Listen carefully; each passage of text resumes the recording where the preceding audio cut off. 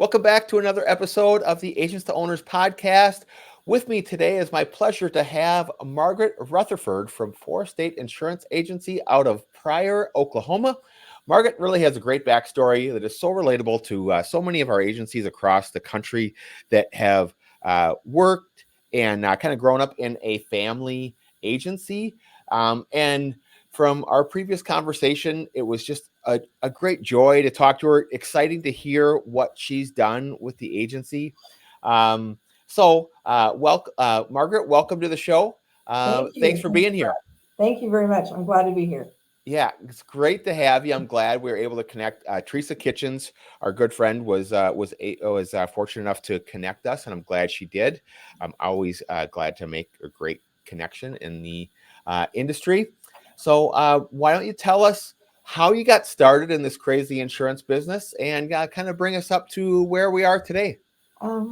So, like so many people, insurance was not at all in the radar. I was not headed for that.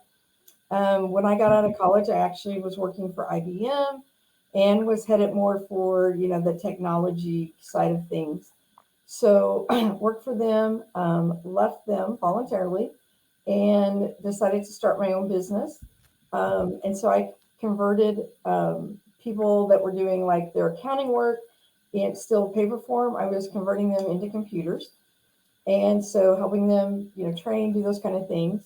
From there, I ended up in a bank. That's kind of a little side note, but and then eventually my dad said, well, actually, I became an adjuster. I went to work for Crawford Company as an insurance adjuster. And that, oh my gosh, I quickly kind of moved up, became a supervisor. And that was a whole crazy world. People used to say, what do you do for a living? And I said, I'm a firefighter. I put out fires all day long. Because when you're supervising, and it kind of depended on, our load staff wise. But I mean, I had anywhere from, probably 4 to at one time, I think 12 people under me. And Wow. so, when your adjusters are out and they're talking to people and they don't like what the adjusters are saying, then they're calling me and they're mad and angry. And so I felt like all I did was put fires out all day long. So that's why I used to joke about I was a firefighter. So, but my dad's like, why don't you come go work for me? And kind of thought about it, was a little hesitant, but I took that leap. And so I got licensed in November of 97. So this November will make 26 years as a licensed agent. And when I started working for my dad, it was part time. I worked for him about 2 days a week. So many people, because we live about an hour apart. And so people that found out that I was working for my dad said, hey, will you quote me? So I had to add a third day and start working for my dad 3 days a week. Eventually it became 5 days. And during that time, a friend at church said, hey, I have this office space opening up in June. And he said, would you be interested in putting an insurance office in right here in our community? And mind you, this is like a small town. Of population was like 750, I think, at the time. And so it's a real small town, but I thought, yeah, I might be interested in that. And so my dad and I talked, and we decided that I was going to go start an agency in a small town. And so at this point, I knew how to be an agent. I knew nothing about being a business owner. Yeah. So thank goodness my dad was, helping me. He was doing a lot of my book work for me. He was coaching me in the background, those kind of things. And so anyway, so in July of 99, I opened an office. In fact, when I joined IOA, I heard the term scratch agency, and I thought, oh my gosh, I did that. And that's not even what it was called back then. So I kind of think that's kind of funny. So Yeah. I didn't even know the term. But you were a scratch agent. Didn't even know it. Scratch agent, didn't even know it. Yeah. So kind of build up the office, and then Dad and I kind of merged and incorporated in 2002. So that was a big change for us as well. And so as we're going along, Dad's my boss, which Dad was always my boss, so nothing new there. And so things kind of kept going. But at one point, Dad's like, "Hey, it's time for you to step up and take the reins." So I was really excited when we had that talk and that conversation. And in the beginning, it amounted to me kind of managing employees, kind of overseeing the day to day stuff. But I wasn't really an owner because dad was still making all the major Yeah. decisions. Dad was doing all the, all the accounting and bookwork. Um, he was still very much in control, which is fine. Yeah. He But liked the idea of it, of someone else, yeah, of you taking over the reins, but then when it came time to let go of many tasks, probably had a really hard time with that. he did. Yes, he had a hard time, and so that was kind of a place. I would suggest things. My dad had taken out the agency management system, so we had no agency management system for many many years, and that was something I wanted to bring back in, and that was something that he's like, no, no, we don't need it. Of course, he started insurance with the books and paper, and you would go across the lines and calculate the rates. So very very different. And so even though when computers started coming in and those kind of things, he was still a little bit old school on a lot of things. And that's okay. There's nothing necessarily wrong with that. Yeah. Yeah. Just not how I wanted to do it. Right. So, but finally, we got to the point where after some things were going on, and I'm just like, okay, Dad, you really have got to let me like really do this. So he did. He kind of allowed me to step in and be a little bit more of a boss and make some decisions. But as he said, he had veto power. So so here I am. I'm an agency owner with my dad having veto power. Yeah. How did that go? How did that conversation go?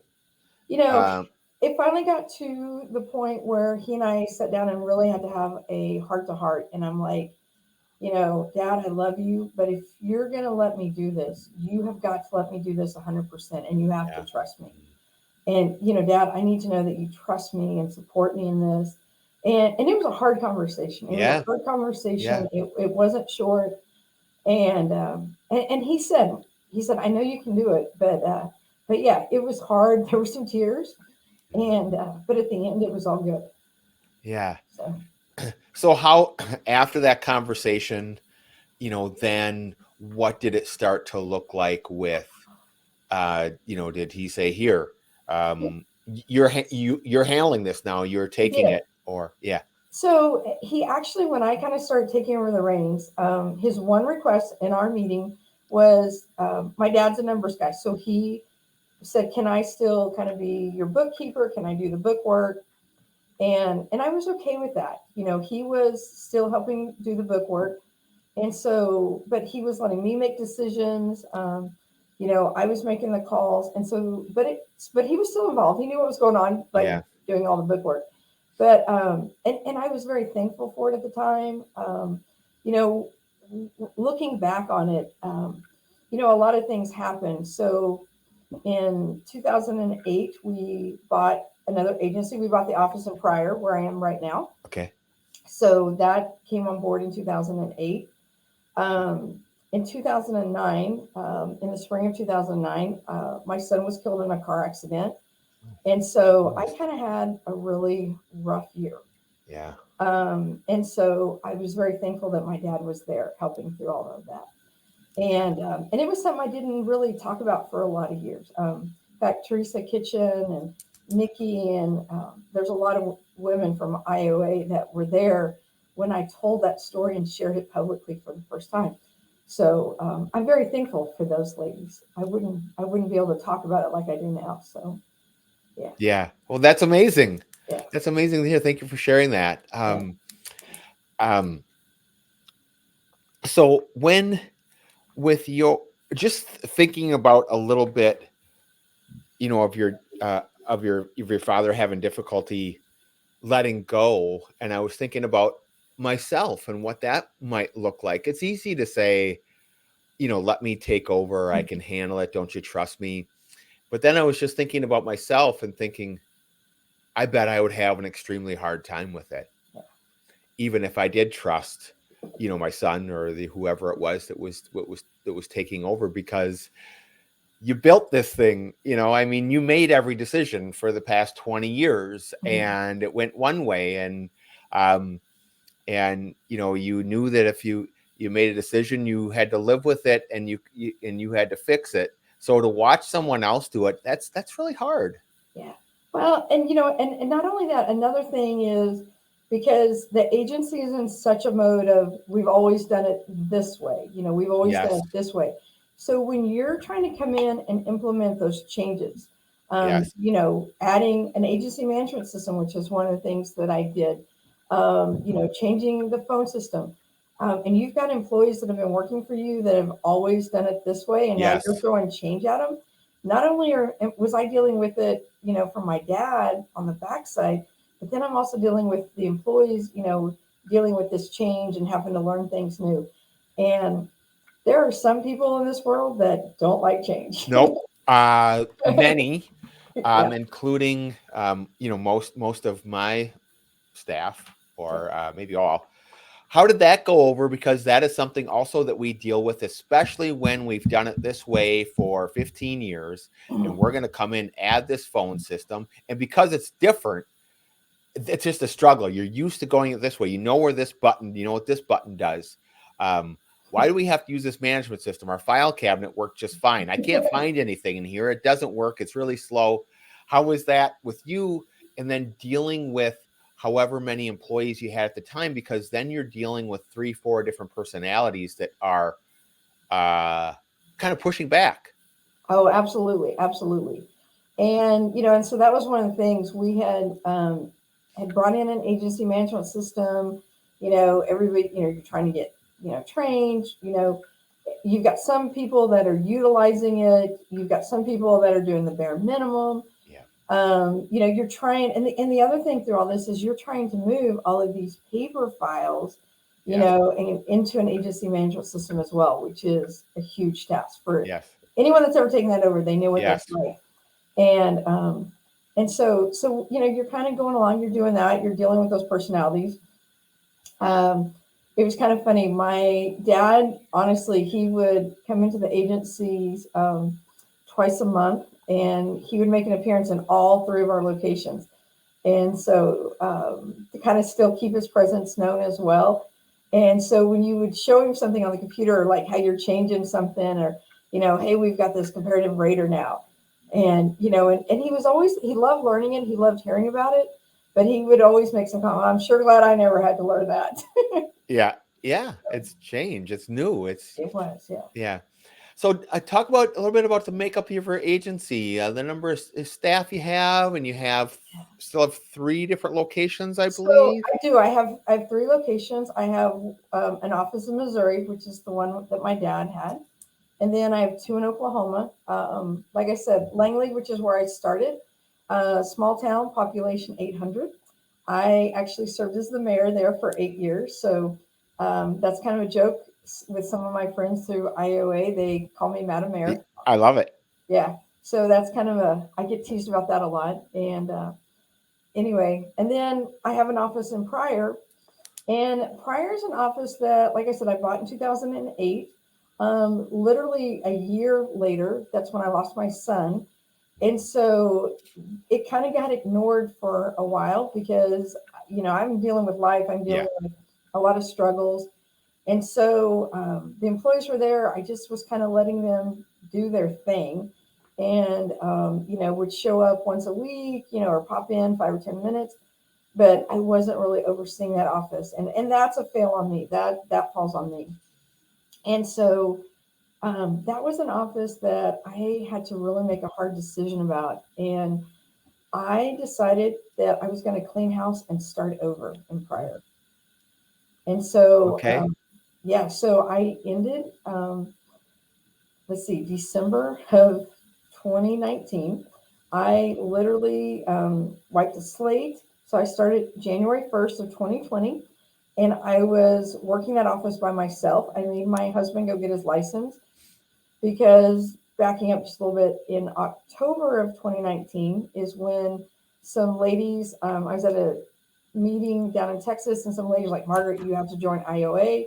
So they made me do it like right there at this meeting. I joined in October. And then I kept seeing all this stuff about this, meeting in San Diego. And I talked to a couple of them. They're like, you got to go, you got to go. So in December, not only have I made up my mind that I'm cleaning house, but now I've just bought plane tickets and booked a ticket, last minute in December to go to this conference in the end of January. And so I'm like, I had to have somebody that could work it. Yeah, yeah. So, Which is your husband.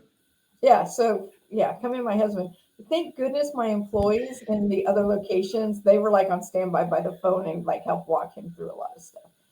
But anyway, so we went, and like I said, I had my first IOA experience, and then we all know what happened in 2020. Yeah. Everything went crazy, but at the same time, it worked out great for me because as I'm making these transitions, it was a lot. COVID kind of helped me make some of those transitions. Yes. Yeah. So let's talk about, so you still have the 3 locations. I still have 3 locations, yes. And how many employees do you have? So currently, I have the smallest staff I've ever had, and amazingly, we're running quite smoothly on that. So right now we have 4, and then I have a virtual employee. Okay, great. So 5 total. Great. Okay, and what's kind of the makeup of your business? Are you mainly focused on personal or commercial? What combination of both? Yeah. So currently, we are we're very heavy personal lines, probably about 80 to 85%. And then we do small commercial. Okay. It used to be different. So I mentioned our office in Joplin, Missouri. The Joplin Tornado in 2011, that had a huge impact. Yeah. We went through a major disaster in that community. When either total loss or, major destruction of 75% of the community hits. I mean, it's major. Yeah. Our office up there even took on damage. And so learning to kind of deal with that. And so, going through there. So we lost clients because a lot of people, you've got retired people in the community. And so they're like, we're not going to rebuild. We're going to take the money and we're going to go either buy a house, where our kids are, grandkids are, those kind of things. Or, everybody wasn't rebuilding, everybody wasn't coming back. And businesses, there were a lot of businesses that didn't come back initially either. Yeah. How much did your claims adjuster experience help you when you went on the agent side? Oh my goodness. So, so at the time in 2011, like I said, this happened on a Sunday evening, and I, was home, doing stuff. I had a, 4.5, 5-year-old at the time at home. And so, I'm just doing my thing. And all of a sudden I get a phone call from a family member saying, hey, are your parents okay? Because my parents lived in Joplin. And I'm like, what are you talking about? And they're like, so they start telling me. So I immediately knew, okay, first, confirm mom and dad are okay. Secondly, I needed to make a plan. And so I went up to my office in Langley, and that evening after I had talked to my mom and dad, we knew that Dad had actually put eyes on the building. We knew that our building was standing. We didn't know how much damage because he was only able to see it from about 2 or 3 blocks away, but we knew it was still there. And so I printed off paper claim forms and pens and had flashlights and just, all kind of things, just stuffing my car. And I literally left my house Monday morning in a pouring down rain about 4:30 in the morning. I got to my parents' house at 5:30 and left my daughter there with my mom, and my dad went with me. We had a generator. We had extension cords. We had, some tools. We had all kind of things. And we went into the office. We, of course, had no power. We did have a building. And like I said, we were able to, set up a card table. We had lights and, had the doors open. We could, so we were at least there. We had the phones routed to our other offices, thank goodness. But we were able to kind of help people. And it amazed me how many people would just walk in. They would just walk up. I mean, you couldn't drive because they had the whole area, blocked off, so you couldn't drive in. But you just have people coming in. It's like, hey, I need to turn in a claim, Yeah. and Wow. literally, I mean, I was working 16-hour days, and sometimes driving back and forth on top of that, which added 2 extra days, 7 days a week, and it was pretty much nonstop. By the second week, we actually had claims adjuster for a lot of the companies coming in, and they would have maps of not only my clients but all of their clients, and they literally would use my office, and they would go out and they would just walk up and down streets trying to identify properties, or if they were there or not there, because the claims were very slow coming in because of what had happened in the devastation. So a lot of people, by the time they're reaching out to us 2 or 3 weeks later, we've already got their claims turned in and started. So Wow. That's amazing. And that's amazing for you to take care of it like that. And I would venture to say, I mean, that's an insurance professional, really. yeah. I mean, that is there for people that I feel like you went above and beyond. Wow, that's amazing. Great I didn't story. know, Thanks for yeah, sharing but that. I didn't know what else to do, Yeah. and then like I said, here I am in San Diego, 2020, and one of the speakers is talking about, if something major like this happens, and as he's up there talking, I'm like, oh, I've already lived this. I already have a devastation plan because I lived it and I learned from that. So Yeah. yeah. Wow, that's great. Great story. Thanks for sharing that.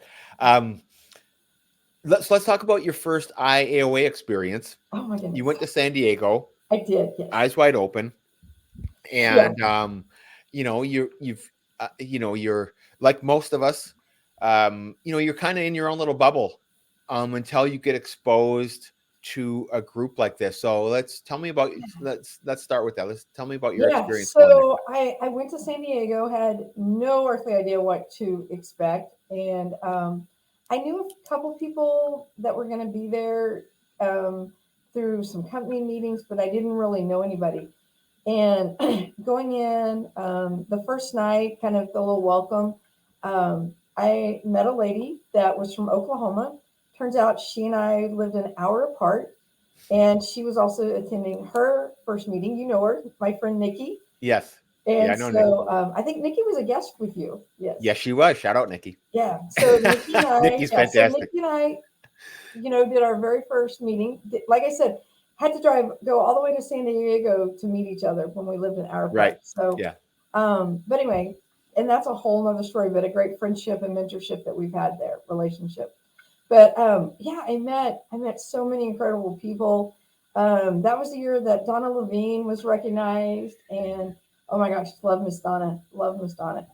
But just so many people, that I heard speak, and they use that term, it's like drinking out of a fire Yeah. hose, and oh my gosh, is it ever? Yeah. There's no other way to put it on your first year. And when people find out it was my first year, they kept saying, "There's a lot of information here.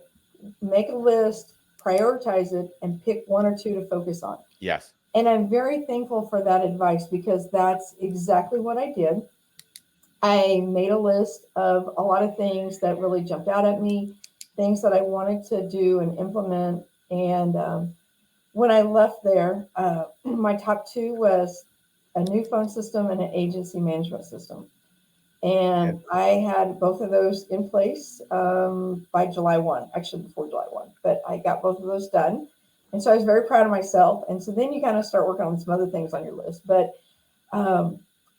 I loved it. And my biggest takeaway, and this is my favorite thing, IOA hasn't done this since that I know of, but my favorite thing at that meeting in San Diego, though, was these agents that got up and talked about failures. And it was kind of a conversation. Nick was up there, and they would bring an agent up, and there was, I think, 3 that shared. But they talked about their failures. And sitting there in the audience, I'm sitting here thinking, you know what? I need to quit being afraid of failure, Yeah. of making wrong decisions, because these agents are sharing their failures into this huge room full of agents, and they're saying, hey, we came out okay on the other side. Yeah. You own your failures, you accept them, you learn from them, and you go on. And I learned so much. That that was huge, was being able to hear agents talk about their failures. Yeah. It's amazing. It's an amazing and powerful experience to be around like-minded people. And my, initial takeaways that everything was relatable. Everything. And it's so overwhelming, right? Yeah. Um, so you came back and changed your management system and your phone system. Now, is this what we were talking about earlier? So, With your staff, well, because we had put in a new phone system. Let me think. Probably around 2006, I believe it was. We had brought in an agency management system, QQ Catalyst, I think around 2005 or six, kind of around okay, that same time frame. I wasn't happy with those, and so that was one of the things that I wanted. I wanted to look at other options. I wanted to see some things that were out there. yeah, So, and so here's kind of an interesting thing. Went to all those vendor booths, learned a lot about the different agency management system and companies, set up demos, got back, started demoing the companies. Some of them I went back and kind of did a second demo, and I got to the point where I narrowed it down to two that I liked and I, felt like I would be okay with, and I felt like would be a fit for the agency. And I still wasn't ready to pull the plug on either one. So I went to both of the companies, the people doing the demos with me, and said, "Would you be willing to do demos for my yes, employees?" I said, "They're the ones that are going to be using this. They're the ones on the front line that are going to be doing this." And I said, "If I can't get them to buy into it, then why yeah, am I?" So we did that. We went and had my employees do demos with both of them. Gave feedback. They all had to do pro and con lists, and took that information and it was kind of funny. I had, before that my employees did it, I had picked company A. After the demos, all of my employees unanimously picked company B. I went with company B mm. Which because of means a my, lot. I yeah, mean, that means a lot yeah, to your employees. yeah. I just I wised up and recently have decided to do the same thing. I haven't made any changes, but I am looking at a newer or a different phone system, and I've decided I won't do it and without my staff doing a demo because Yeah. they're using it 90% of the time and functioning in it, and Exactly. Yeah. frankly they're going to ask better questions than I am. And how do you do this? And how do you do that? And I didn't do that when I made a lot of big change. Well, I learned don't make all these changes at one time. Not going to go very well. I changed my management system, phone system, added a CRM, and well, I put in a website, but that was not necessarily my staff working in it. Um, all within a span of 6 months, Oh and it yeah, was my staff after just two changes are like, okay, no yeah, more for a while, you know. And so I get it. You can overwhelm your yeah, team with too much change. And I think that's a mistake that if I was starting a scratch agency and was able to go to IOA and see all these things and come in and set it up from the ground, it'd yeah, be totally different. But correct. when you're already in there and they're used to it, yeah, and you throw too much change at them, it's hard. It's a lot, and well, and that's a very real thing because we need to take care of our people and be considerate of what they are working in, and that's a lot of disruption. Whether we know it's for the best or not, it's a lot of disruption at one time. Well, they talk about a new term that I know that we hear a lot is your agency culture. Yeah, What's the culture like within your agency? And I really took that to heart. yeah, I can't remember if that was Tampa or Nashville, but I know that that's been a topic, yeah, stuff like that. And I've really taken that to heart and really, have focused in on that through making changes over the years. yeah. So let's talk about your different locations and how do you stay connected with your people that are all spread out? So we do have team Zoom meetings. Okay, But we have like a live chat that goes on during the day yeah, that, you know, that like we're all on it. You know, when everybody comes in the morning, it's like, hey, good morning, so you know who's there. Um, you know, and so we're able to, you know, if you're on the phone with somebody, you can put something out in this, you know, little group. Hey, has anybody talked to Mr. Jones, or does anybody know about Yeah. this? And so, so it's something that we, you know, it helps us feel better connected having that chat. And so sometimes I'll like something will come into me on my email, and I'm like, hey, who's got, you Yeah. know, this policy for this, you know, whatever.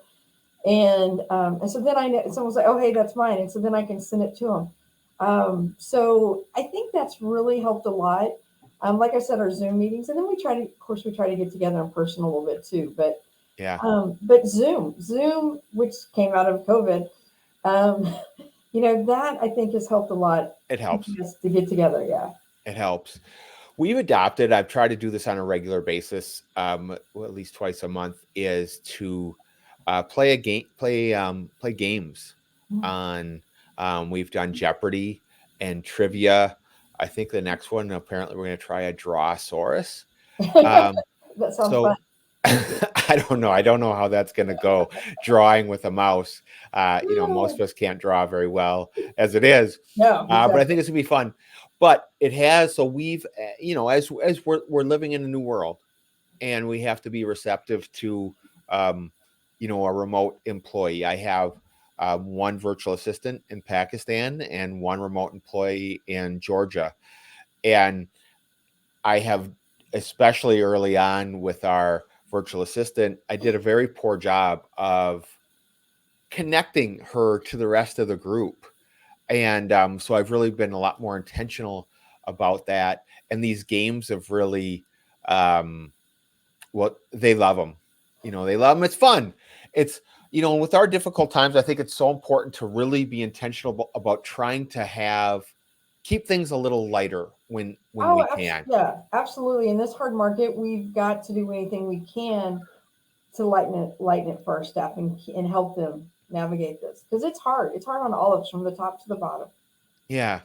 Speaking of the hard market, do you we're all trying to, I mean, I think it's a focus of all of us to retain our current books. Do you have any strategies with this hard market, seeing as I think we're going to be in it for a while, so we just need to adapt Yeah. and do as best we can. Anything you're working on? Yeah. Yeah.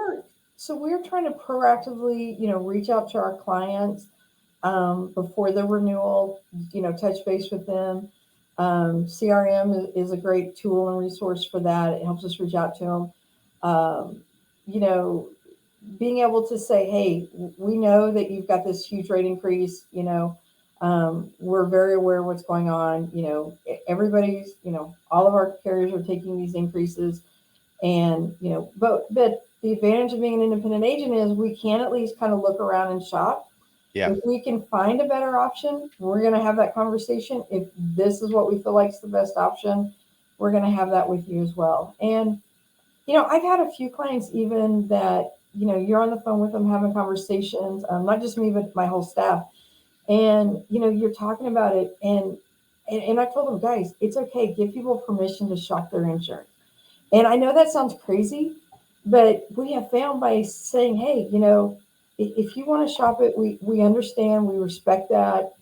And the amazing thing is how many of these people are coming back to us, you know what? I kind of checked around. You know, you guys are doing us a great job. You know, we're going to stay loyal and we're going to stay with you.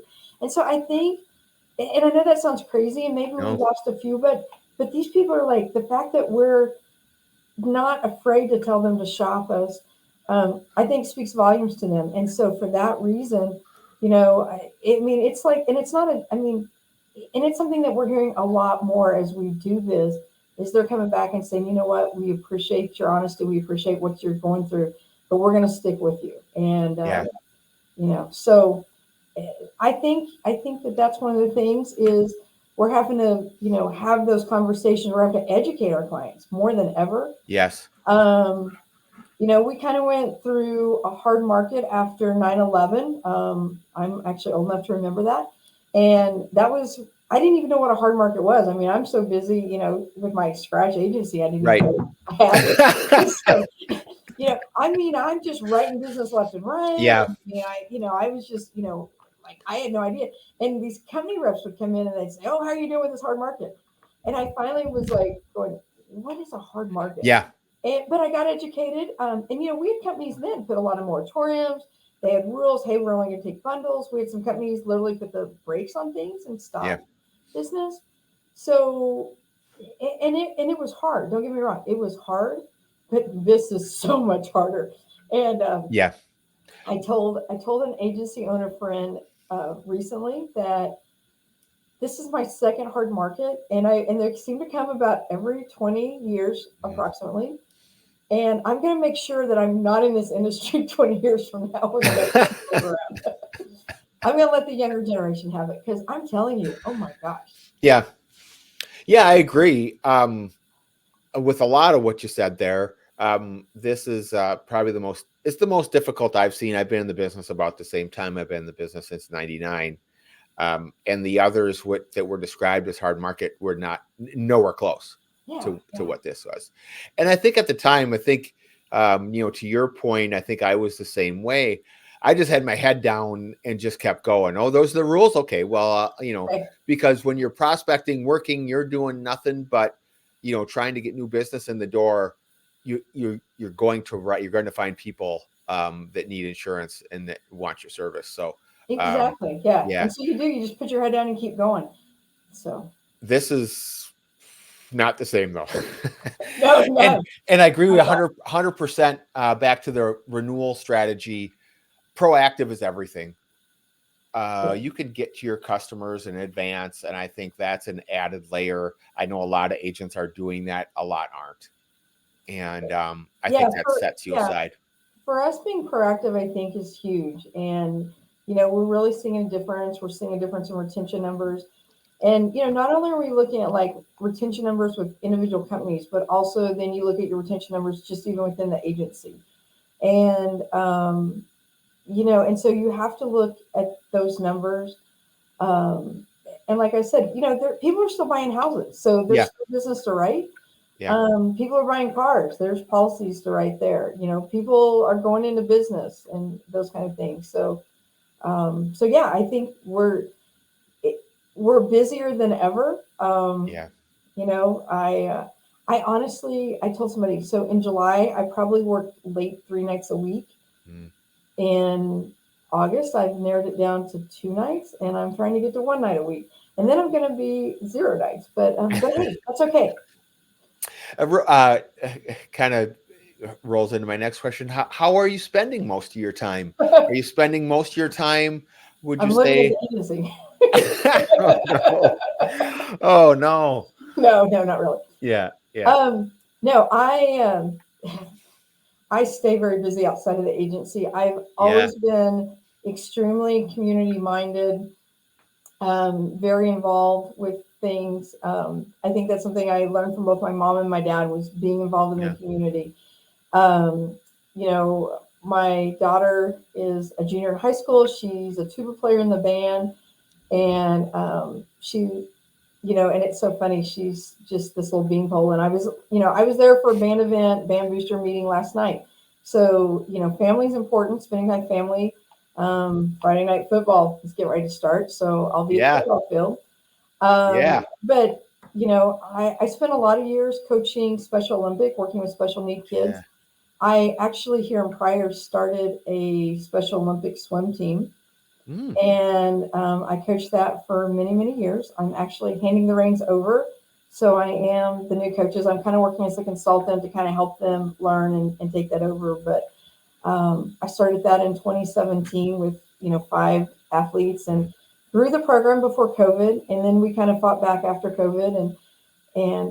But I've always been, and I'll never step away from Special Olympics. yeah. That's a huge place that my heart is. And, I have You've some. done a lot with Special Olympics, right? I was reading a little bit on your I bio. do. So, I've how done did you so. get involved in that? And tell us a little bit about that.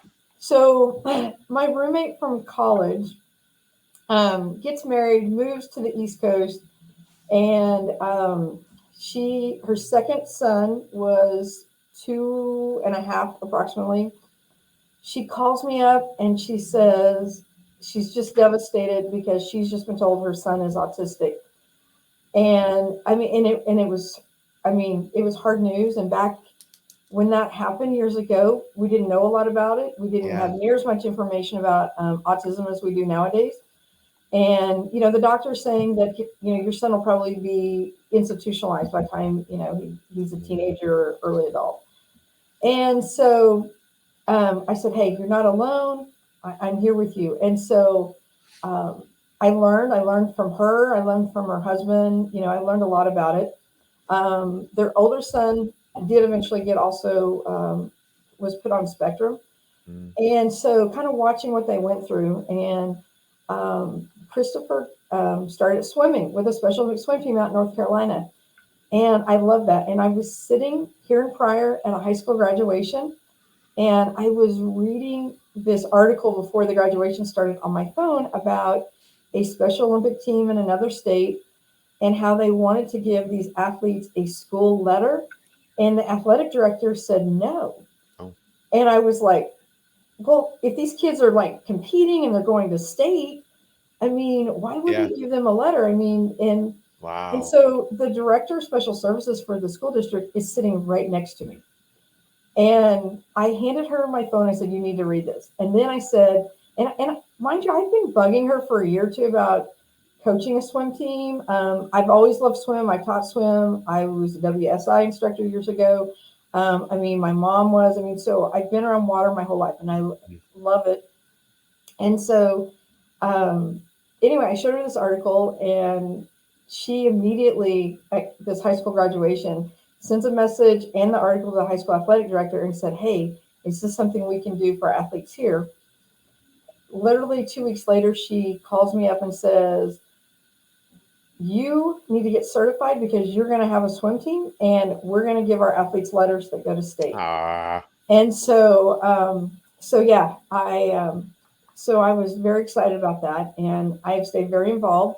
I've coached unified soccer. My husband's a soccer referee, so kids have always played soccer. My older 2 kids were big on competitive teams when we traveled. So I've done a lot with soccer, so I've stayed involved there. Track and field, I've done softball. I've helped anytime I can and as time allowed me. Yeah. But the swim team has always been my first love, though. I love that. And I love that I had one young boy that you have to swim a minimum of 25 meters. And, the first time we put him in the pool and we timed him, it was over 15 minutes. And it was almost like 20 minutes. And his dad and mom are just like, oh my gosh, this isn't going to work. How much, what is it? And I said, well, we got to get under 15 minutes for him not to be, DQ'd. We worked with this young man who had some real, he was nonverbal, had some severe issues, and we kept working and working. And like I said, this, was in September. We did this in January. We took this same young man to state. He swam that 25 meters in under 3 minutes. Oh my goodness. Yes. Wow. So, and his parents, both sets of grandparents, and so Special Olympics is not just about the athlete, but it's a family event. And so I've gotten so close to those families and different things and seeing changes. I've seen so many changes. And then even some of the classroom teachers are like, oh my gosh, they even see some changes with these kids. So I would have cried my eyes out if I would have saw something like that. Yeah. I love it. I love it. Was it hard to step away? Yes and no. And I'm not totally away. Trust me. Like I said, I will never be totally away. But I also know that if somebody else needs to be trained to know how to do this, I can't do it forever. And so, I'm excited about having somebody else that can, step up and do it and, hopefully help them take the reins. And that's what it's about, is the program has to continue and grow. And so I'm really excited about that. Yeah. But I'll always be a cheerleader in the background. That's fantastic. That's fantastic. Good for you. That's so awesome. You mentioned earlier, when you first started, you didn't know how to be a business owner, and no, none of us really do. Most of us don't. So what did you find to be your biggest challenges? You went through a long, I mean, a lot, um, with your father, and then coming into the agency. As an agency owner, what are your biggest challenges been? Would you Oh say? my goodness. Just gosh, there's so many. Yeah. I was kind of thinking about this. One of the things is knowing how to fire somebody. Oh, yeah. Nobody teaches you how to No. fire somebody. Mm, And I know that I got it wrong the first time it ever happened. I know that it did. mhm. But I was very fortunate and I got some great advice. And I had a friend say, never fire somebody on a Friday. And I was like, okay, why? And they said, because when you let somebody go, when you have a parting of the ways, it's not about the person you're letting go. It's about everybody that's still there. Mm. And they said, if you let someone go on Friday, your whole staff goes home. They've got the whole weekend to think about it. And they're thinking, oh my gosh, who's going to pick up Susie Q's, workload, da da da. But if you fire Tuesday, Wednesday, Thursday, they're back the very next morning. They don't have a lot of time to think and ponder about it and worry. And they see, oh, hey, we can do this. We're going to be okay. And we can move forward. And That's so I've shared that. I've told, a lot like Teresa and Nikki, I've shared that with a lot of other agency owners is, when it comes time and you have to part ways, you know, you also have to think about those that are left behind. And so yeah. Hmm. that's my advice. Never fire on a Friday. Boy, that's a good one. That's a great one, Yeah. and it gives you time to debrief and talk about it, and Yeah. explain. Boy, that's fantastic. Yeah. How would you say, I'm sneaking this question in on you, and then I'm gonna let you go because we're about up to our time. But how would you say, this might be a hard question? How would you say that you've improved as a business owner? Oh my gosh. Yeah, you are. Yeah, So, I've learned so much. I've yeah, learned, people skills. I've always been a people person. Um, you know, in college, I had a double major in business administration and marketing, but none of that talked about how to, run a business, how to, really, deal with people, how to deal with yeah, HR issues.